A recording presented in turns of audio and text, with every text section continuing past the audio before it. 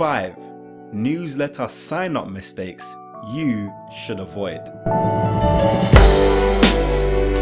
Hi guys, it's Sam Day here from DeyTips.com, helping serious entrepreneurs like you to boost sales to your products and services online using simple but super effective online marketing tips and tricks. If you are a serious entrepreneur, then make sure you subscribe to this channel and click that bell notification button as well, so you never miss a tip that could help you to boost your online earnings. So in this video, I'm sharing a few tips that could be costing you with regards to your newsletter signups and getting people to sign up and register for your newsletter on your website. And my very first mistake that you might be making is simply just having a sign up form and having no offer. Now, if someone comes to your website and they see a form that says sign up for updates, that's not compelling at all. It's not really enticing them to want to join. Like, I'm sure they've got so many emails in their email inbox right now that they're not looking forward to opening. And do they want to become a part of another newsletter that's not going to give them any value? Probably not. If you change that to actually giving away something of value for free, then you'll see likely your newsletter signups completely soar and go through the roof. So for example, let's say on your website you give tips and advice about how to train a puppy, for example.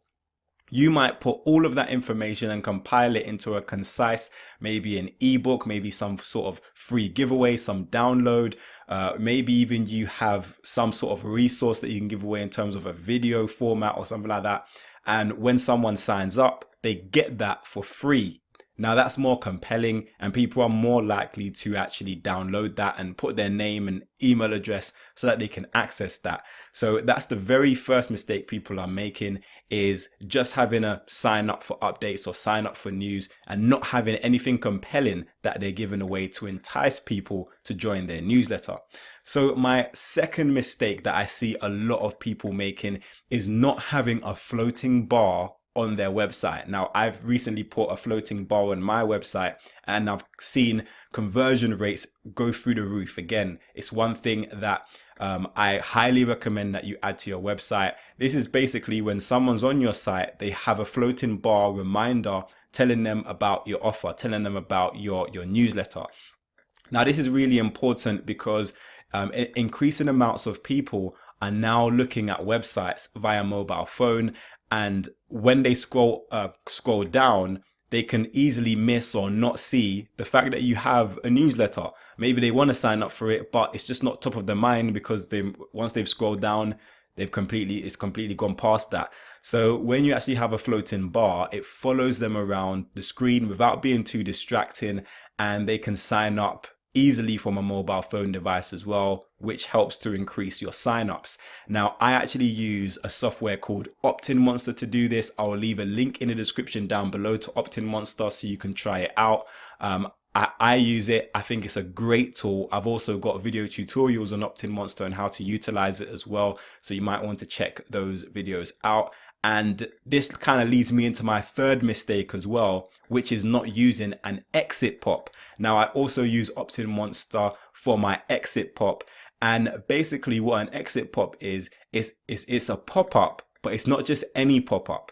It's an exit intent pop. So that means when someone is about to leave my website, before they leave, I can actually show them my offer again and say, hey, wait, don't leave yet. Have you signed up for my newsletter? Or have you downloaded my free guide, or whatever your compelling offer is? Now, again, this can be a great way before you lose a visitor to compel them with an offer and kind of bump up and increase your conversions to your newsletter. Now, the fourth mistake that I see people using is not utilizing sales copy. Now, sales copy, I've done some videos on it in the past, and I'll definitely leave some videos in the description down below on sales copy and exactly where it is and how to utilize it to your advantage. But this is enticing verbiage, enticing language that makes people want to join your email newsletter.